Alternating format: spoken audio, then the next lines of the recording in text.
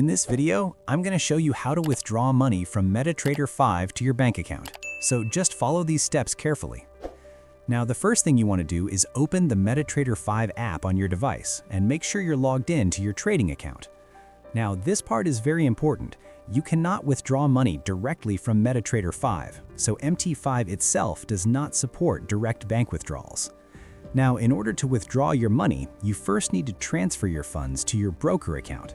So this can be your Xmas account or any other broker account you were using with MT5.